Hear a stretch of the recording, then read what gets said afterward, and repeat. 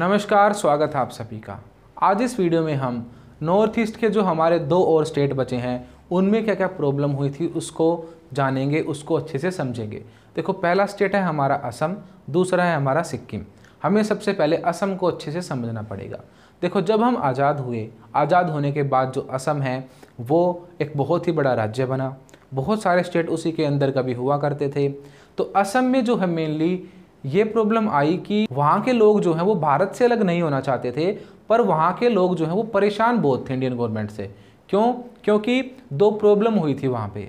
सबसे पहली प्रॉब्लम ये हुई थी कि जब हमारा देश आज़ाद हुआ तो वहाँ पे क्या हुआ था, बंटवारा होने की वजह से दो एरिया बटे थे हमारे। इधर पंजाब वाला एरिया बटा था, उधर बांग्लादेश वाला एरिया बटा था।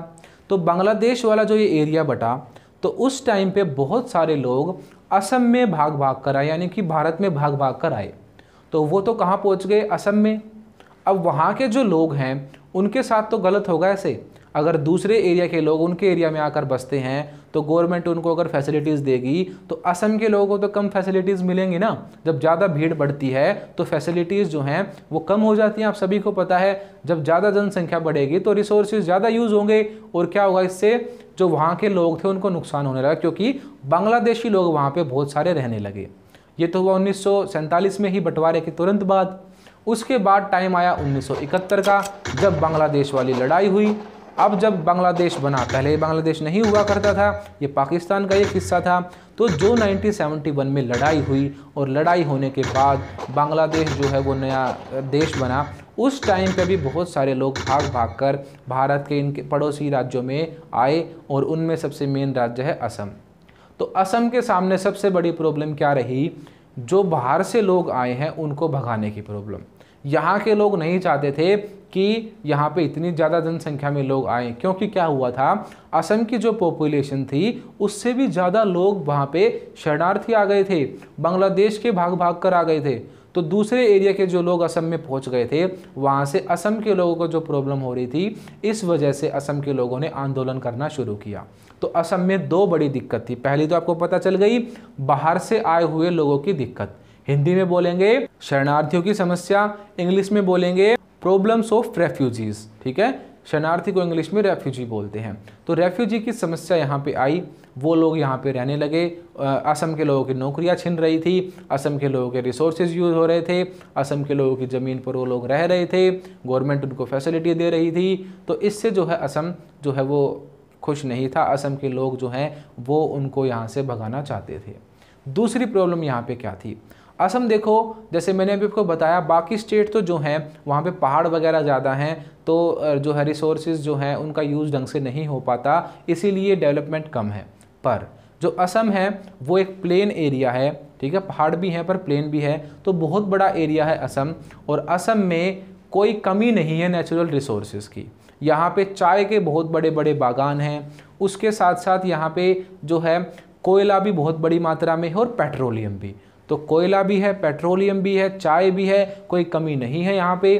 तो असम में नेचुरल रिसोर्सेज की कोई भी कमी नहीं है। फॉरेस्ट भी है, ऊपर से ब्रह्मपुत्र नदी भी है, तो जो ब्रह्मपुत्र नदी है उसी के किनारे जो है पूरा असम बसा हुआ है। तो बहुत ही फर्टाइल एरिया है, किसी चीज़ की कोई कमी असम में नहीं है। तो इस चीज़ के बावजूद भी बहुत गरीबी थी असम में। तो इस बात से भी असम वाले नाराज़। वो कहते थे कि हमारे जो नेचुरल रिसोर्सेज हैं उनको जो है वो गलत तरीके से यूज़ किया जा रहा है, यहाँ से सारी चीज़ें बाहर भेजी जा रही हैं, बाहर के लोग तो इससे फ़ायदा कमा रहे हैं और हमें फ़ायदा नहीं हो रहा।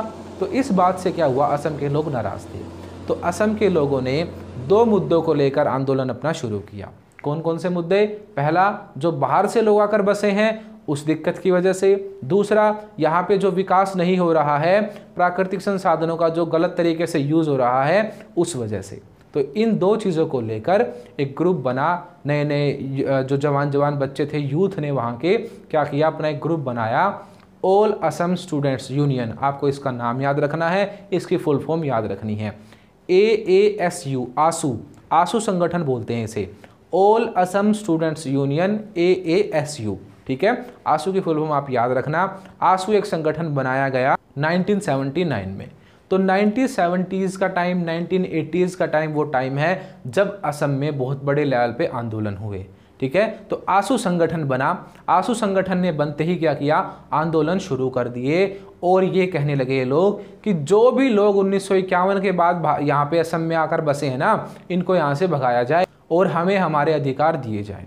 तो आसू ने ये मांग रखनी शुरू कर दी और वहाँ पे बहुत बड़े लेवल पर आंदोलन शुरू हो गए इंडियन गवर्नमेंट के खिलाफ। इंडियन गवर्नमेंट से मांग होने लगी कि यहाँ से शरणार्थियों को भगाया जाए। उसके बाद इंडियन गवर्नमेंट जो है उसने असम के लोगों से बात करनी शुरू करी और कहा कि हाँ भाई हम करेंगे, जल्दी ही इन चीज़ों को सुलझाया जाएगा, आप शांतिपूर्वक रहिए, ज़्यादा आंदोलन वगैरह मत कीजिए। तो बहुत लंबे समय तक आंदोलन चले हैं, 70s का टाइम चला, 80s का टाइम चला और 1985 में आकर 1985 में आकर समझौता हुआ। किससे किसके बीच में समझौता करवाने में अधिकतर किसका नाम आएगा, राजीव गांधी का। तो राजीव गांधी के बीच में और आसू के बीच में, आसू यानी कि ऑल असम स्टूडेंट्स यूनियन के बीच में और राजीव गांधी के बीच में 1985 में 1985 में एक समझौता हुआ, जिसमें कि कहा गया कि भारत सरकार पूरी कोशिश करेगी कि जल्द से जल्द जो ये शरणार्थी यहाँ पर आकर बसे हैं इनको वापस इनके देश भेजा जाए। और ये प्रोसेस आज भी चला हुआ है, ठीक है। और असम में उसके बाद कुछ डेवलपमेंट भी करी गई। उसके बाद आसू जो है वो थोड़ा सा शांत हुआ और वहाँ पे इलेक्शन कराए गए और इलेक्शन में जो आसू है यानी कि जो ऑल असम स्टूडेंट्स यूनियन बना था वो इलेक्शन में खड़ा हुआ और इलेक्शन में वहाँ पे उसने अपनी सरकार बनाई जीत कर। उसके बाद उसने स्वर्णिम असम यानी कि गोल्डन असम बनाने की बात की और वहाँ पे बहुत अच्छे से आसू ने काम किया और असम में आज बिल्कुल शांति है, असम में कोई भी प्रॉब्लम नहीं है। तो असम का मामला भी हमने अच्छे से सुलझा लिया। तो अब तक हमने क्या क्या पढ़ा, हमने पढ़ लिया है मिज़ोरम के बारे में जहाँ पर शांति स्थापित हो चुकी है। हमने पढ़ लिया है पंजाब के बारे में जहाँ पर शांति स्थापित हो चुकी थी। उसके बाद हमने पढ़ा था नागालैंड के बारे में जहाँ पर आधे एरिया में तो शांति स्थापित हो चुकी है, पर जो खापलांग वाला एरिया है वहाँ पे प्रॉब्लम आज भी हमें देखने को मिलती है। उसके बाद हमने पढ़ा है असम के बारे में। असम में जो है शांति स्थापित हो चुकी है, ठीक है, वहाँ पर अब अच्छे से सरकारें बनती हैं। अब हमारा एक छोटा सा टॉपिक रहा है यहाँ से नॉर्थ ईस्ट से, वो है सिक्किम। अब सिक्किम जो है, सिक्किम में क्या प्रॉब्लम हुई, सिक्किम जो है वो जब आज़ाद हुए हम उसके बाद सिक्किम ना तो पूरे तरीके से भारत का हिस्सा बना और ना ही वो पूरे तरीके से आज़ाद ही रहा। सिक्किम जो है यहाँ पे एक राजा थे चोग्याल वंश के, तो राजा चोग्याल का यहाँ पे शासन था। तो आज़ाद होने के बाद सिक्किम को कुछ खास स्वायत्तता दी गई, यानी कि उसको इंटरनल कुछ जो है छूट वो दी गई। जो राजा चोग्याल हैं वो तो संभालते थे सारे इंटरनल अफेयर्स को, यानी कि आंतरिक मामलों को, यानी एक स्टेट में जो भी इंटरनल काम होते हैं जैसे पुलिसिंग हो गई या कुछ भी हो गया, सारा एडमिनिस्ट्रेशन संभालना तो वो था राजा के हाथ में। और जितने भी एक्सटर्नल चीज़ें होती थी, ठीक है, फॉरेन पॉलिसी जो थी वो जो चीज़ें संभालती थी वो इंडियन गवर्नमेंट संभालती थी। तो राजा का भी कंट्रोल था वहाँ पे और भारत सरकार का भी, दोनों साथ में काम कर रहे थे मिक्स होके। पर जो भारत सरकार है वो भी नहीं चाहती थी कि राजा रहे। फिर यहाँ के जो लोग थे वो भी नहीं चाहते थे, सिक्किम के लोग, कि यहाँ पे राजा चोग्याल का शासन रहे। सिक्किम में बहुत सारे लोग नेपाली भी हैं, तो नेपाली लोग बिल्कुल भी नहीं चाहते थे कि राजा चोग्याल यहाँ पे शासन करे।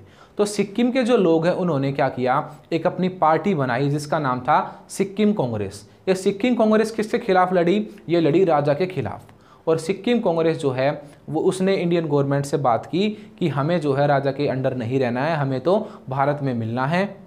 और इस बात को करने वाले जो सबसे मेन नेता थे वो थे खांग सरप्पा, नाम आपको याद करना पड़ेगा। ये खांग सरप्पा नाम के जो नेता थे उन्होंने ही ये एक सिक्किम वाली कांग्रेस बनाई है, वही राजा के खिलाफ आंदोलन कर रहे हैं। उनका ही कहना था कि हमें यहाँ पे लोकतंत्र चाहिए, हमें डेमोक्रेसी चाहिए, यहाँ पे हम अपना नेता खुद चुनना चाहते हैं, हम पुराने समय से चले आ रहे राजा के अंडर काम नहीं करना चाहते। तो खांग सरप्पा ने वहाँ पे डेमोक्रेटिक सरकार बनाई, कांग्रेस वहाँ पे पार्टी बनाई अपनी, और उस पार्टी ने राजा के शासन को हटा दिया। और 1974 में इलेक्शन हुए जिसमें कि जनता ने भी ये बात साबित कर दी कि वो डेमोक्रेसी चाहती है, राजा को नहीं चाहती, और इलेक्शन में उस कांग्रेस को जिता दिया। तो खांग सरप्पा की पार्टी जीत गई। पार्टी के जीतते ही क्या था, सिक्किम को भारत में मिला लिया गया, क्योंकि वहाँ की जो पार्टी थी, वहाँ के जो लोग थे वो भारत में मिलना चाहते थे।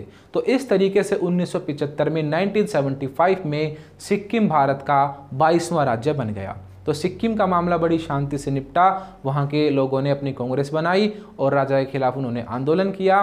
फिर इलेक्शन हुए, इलेक्शन में लोगों ने इंडिया के सपोर्ट में वोट डाली और वहाँ पे कांग्रेस पार्टी को जिताया, सिक्किम कांग्रेस को, और बाद में वहाँ के लोग भारत के साथ मिल गए। 1975 में सिक्किम भारत का 22वां स्टेट बन गया। तो ये था हमारा पूरा नॉर्थ ईस्ट, और जो जो प्रॉब्लम यहाँ पे हुई हमने सारी बिल्कुल अच्छे से पढ़ ली हैं। ये वाली वीडियो यहीं पे ख़त्म होती है। एक टॉपिक हमारा और बचा है, तो आने वाली जो वीडियो होगी उसमें हम वो टॉपिक करेंगे, वो है हमारा दक्षिण भारत वाला। दक्षिण भारत में क्या प्रॉब्लम हुई वो हम उस वीडियो में समझेंगे। तो अगर आपको वीडियो अच्छी लगी है, वीडियो को लाइक करो, चैनल को सब्सक्राइब करो और हमारे साथ ऐसे ही जुड़े रहो।